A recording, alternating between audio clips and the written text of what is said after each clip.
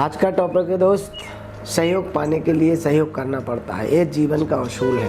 चाहे आप भौतिक जीवन में देखें, चाहे पर्सनल जीवन में देखें, एक फैमिली में भी देखें तो हमें एक दूसरे का सहयोग करना पड़ता है, तभी हमें सहयोग मिलता है। और ज़िंदगी की गाड़ी वहीं से स्टार्ट होती है, जब हम सहयोग करें तभी हमें सहयोग मिलता है। लेकिन आज का समय जो भागम भाग की ज़िंदगी हो गई है, क्यों लोगों में बुराइयां पैदा हो रही हैं, क्यों लोग अपने अस्तित्व को ख़त्म करते जा रहे हैं? क्योंकि वो सहयोग लेना तो चाहते हैं, सहयोग करना नहीं चाहते हैं। और ये यूनिवर्सल ट्रुथ है कि हमें सहयोग पाने के लिए सहयोग करना पड़ता है, तभी हम किसी चीज़ को हासिल करते हैं। और आप चाहे कितने भी विचारक लोग हैं, महान लोग हैं, सफलतम लोग हैं, जिन्होंने अपनी सफलता को कायम रखा है, उनने सभी ने सहयोग किया है। क्योंकि कोई भी काम हमें करना होता है तो बिना सहयोग के नहीं होता, चाहे हमें एक टीम बनानी पड़े, टीम बिल्डिंग करनी पड़े। इसी तरह रामायण से भी हमने सीखने को हमें मिला है, हमारी संस्कृति ने भी हमें सिखाया है। लोगों को मानना है कि अगर हमने विदेशी राइटरों को पढ़ा है तो उन्होंने सफलता की खोज हमें बताई है। हमारे पास कुछ नहीं था, हमारे पास बहुत ऐसी चीज़ें हैं जो आपको पता नहीं है, जिनके तौर पर ही आप सफलता हासिल कर सकते हैं। और ज़्यादातर मैं आपको को रिलेट करता हूँ रामायण से, क्योंकि रामायण एक ऐसा काव्य ग्रंथ है जिससे आप ज़िंदगी जीने के लिए बहुत अच्छे तरीके सीख सकते हैं। सफलता कायम रखने के लिए बहुत अच्छी सफलताएं आप पा सकते हैं। ये एक धार्मिक पुस्तक तो है ही, रिलीजियस पुस्तक तो है ही, लेकिन एक साइंटिफिक रीजन की तरह भी खरी उतरती पुस्तक है और ज़िंदगी में बहुत कुछ आप लाभ को ले सकते हैं। मैंने इसी का एक टॉपिक लिया है, जैसे कि अगर आप सहयोग की बात आती है तो देखिए, ये पूरा काव्य जब स्टार्ट हुआ वहाँ से किसी न किसी का सहयोग किया है, तभी सफलता हासिल की है। आपको ये पता है कि जिस समय सीता जी का हरण हो गया, भगवान राम वनवास गए और सीता जी का हरण हुआ, तो काइंड ऑफ आज की दृष्टि से देखा जाए तो एक प्रोजेक्ट हो गया कि उन्हें सीता का पता लगाना था और रावण का वध करना था। तो इसके लिए उनके पास टीम नहीं थी और वो अकेले कुछ नहीं कर सकते थे। एक मनुष्य को ये भी चीज़ सीखना चाहिए था कि वो सर्वशक्तिमान होने के बावजूद भी, स्किल डेवलपमेंट होने के बाद भी उन्होंने दूसरों का सहयोग लिया है। इसी तरह किसी भी व्यक्ति को एक अभिमान रहित जीवन भी सीखने के लिए रामायण से मिलता है कि कोई ये ना समझे कि मैं परफेक्ट हूँ, मुझे सब कुछ आता है, मुझे किसकी मदद लेने की ज़रूरत नहीं है। ये ओवर कॉन्फिडेंस नहीं होना चाहिए। कॉन्फिडेंस तो होना चाहिए, लेकिन ओवर कॉन्फिडेंस नहीं होना चाहिए। तो मैं ये कैसे सीखता हूँ रामायण से, जो मेरे हिसाब से मेरी दृष्टि में आया, तो मुझे लगा कि सबरी से जब भगवान राम मिले तो सबरी को सहयोग मिला भगवान राम का, और राम ने सहयोग किया सबरी का। सबरी को क्या है, सबरी को भगवान ने जीवन जीने का तरीका जो नवदा भक्ति बताई है, वो सबरी का सहयोग किया कि आप अगर इस मार्ग पर चलते हैं तो आपको निश्चित ही भगवान भक्ति के प्राप्त होते हैं। उनका लक्ष्य था भगवत भक्ति। तो इसी के लोगों के अलग अलग गोल हो सकते हैं। तो उन्होंने नवदा भक्ति बताई है कि प्रथम भगत संतन कर संगा, दूसर रतिमम कथा प्रसंगा। इसी तरह नवदा भक्ति बताई है।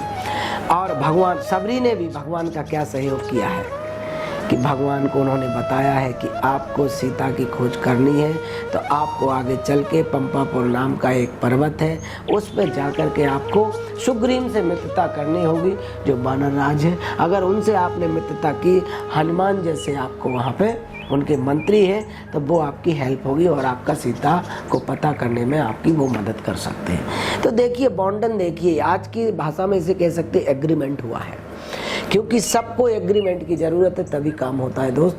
तो ये हमें इससे सीखना है कि हमें सहयोग चाहिए तो सहयोग करना पड़ेगा।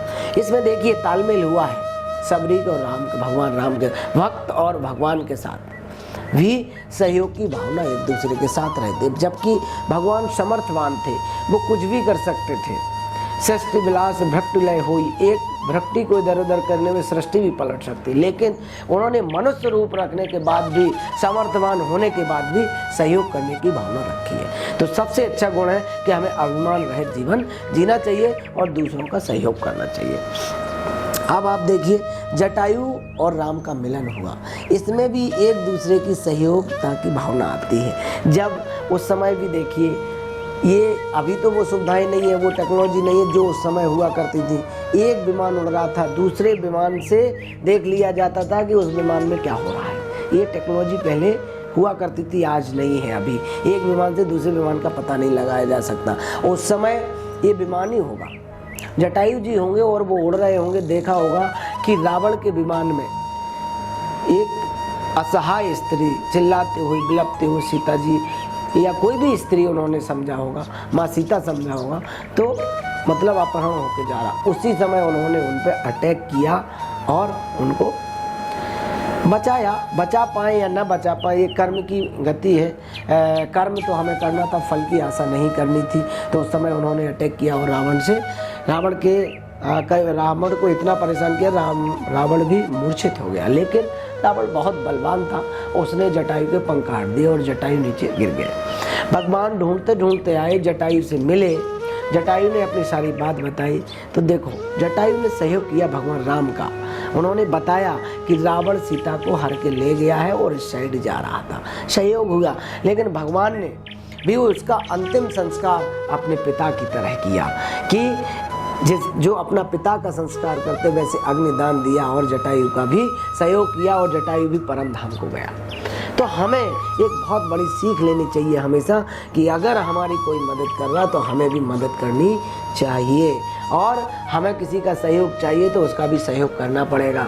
हमेशा आपके मन में ये बात ना आती रहे कि हमें सिर्फ दूसरे मदद करते रहें, हम किसी की मदद ना करें। तो दोस्तों, सहयोग करिए और सहयोग आपको भी मिलेगा।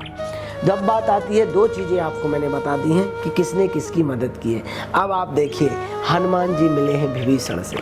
जब लोगों को लंका कैसी थी, सोने की लंका थी। जब आदमी के पास धन और वैभव सब होता है तो आदमी सोता ही है, जागता कौन है। उस समय विभीषण जाग रहे थे, जो सोने से, अब कह सकते काम, क्रोध, लोभ, इन सब चीज़ों से परे थे। तो उस समय ये जागने का मतलब, यदि आपको लग रहा है, मतलब अगर कोई आपको स्किल डेवलपमेंट करना है, कोई सफलता प्राप्त करनी है, अगर कुछ आपको करना है, तो जो लोग कम सोते हैं, ज़्यादा काम करते हैं, वही सफलता हासिल कर पाते हैं। सोने से काम नहीं होता है। इसी तरह रावण की लंका में सभी लोग उस समय सो रहे थे, सिर्फ विभीषण जाग रहे थे। राम राम तब सुमरन कीना, उन्होंने किया हृदय हर्ष कभी सज्जन जीनस, और हनुमान जी तुरंत पहचान गए कि कोई ना कोई जाग रहा है। तो उस समय हनुमान जी को दर्शन दिए विभीषण ने, और विभीषण ने हनुमान जी के दर्शन किए, एक दूसरे की वार्ता हुई। हनुमान जी को सहयोग क्या मिला उस समय? हनुमान जी का टारगेट क्या था, लक्ष्य क्या था, गोल क्या था? सीता माता का पता लगाना।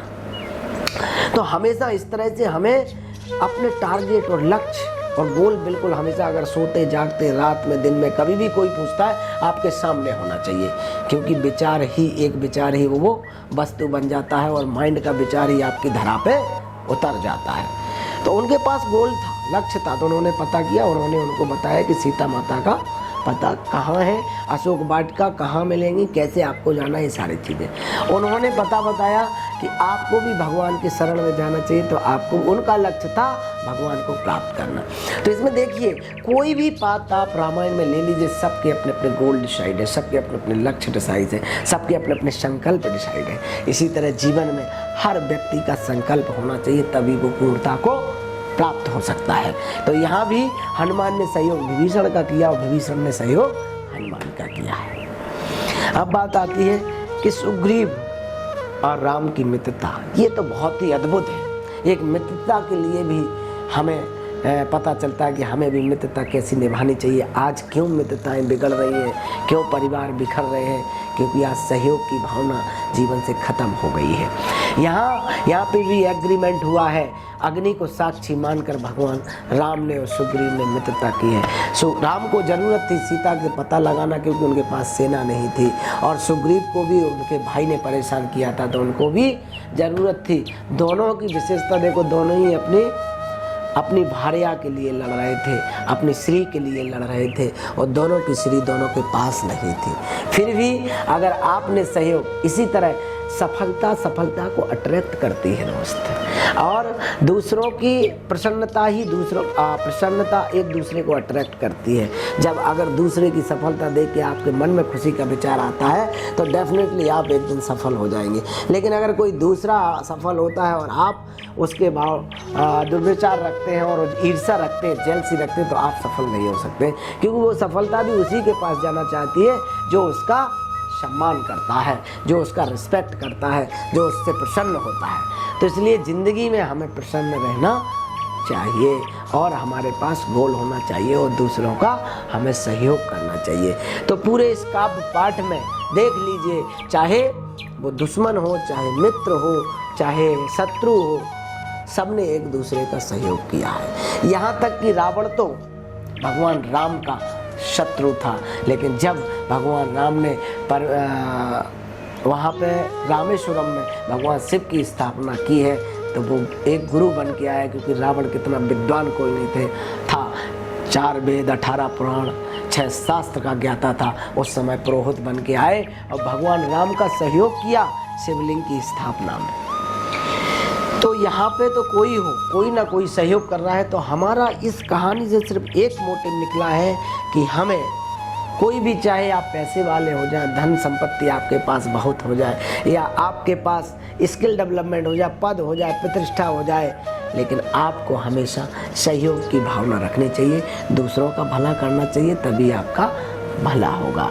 क्योंकि भला का उल्टा ही देखेंगे तो लाभ होता है। तो ये जीवन का आज अगर आप जो भौतिक जीवन चल रहा है उससे भी सीखेंगे तो कहीं भी वन वे नहीं मिलता है। जहाँ पे वन वे होता है दोस्त, वहाँ पे ट्रैफिक जरूर लगता है। इसीलिए जीवन में 2 वे होना चाहिए, जाना भी चाहिए और आने का रास्ता भी होना चाहिए और जाने का। इसी तरह अगर हम किसी की मदद करते हैं तो हमें मदद मिलती है, हम सहयोग करते हैं तो हमें सहयोग मिलता है। तो हमेशा 1 वे का रास्ता परेशानी देता है, 2 वे रास्ता होता है, तभी ट्रैफिक क्लियर होता है। तो इसी तरह दोस्तों, मुस्कुराते रहिए, प्रसन्न रहिए, खुश रहिए, सहयोग करते रहिए और सहयोग पाते रहिए और जीवन में उन्नति कीजिए। बहुत बहुत धन्यवाद।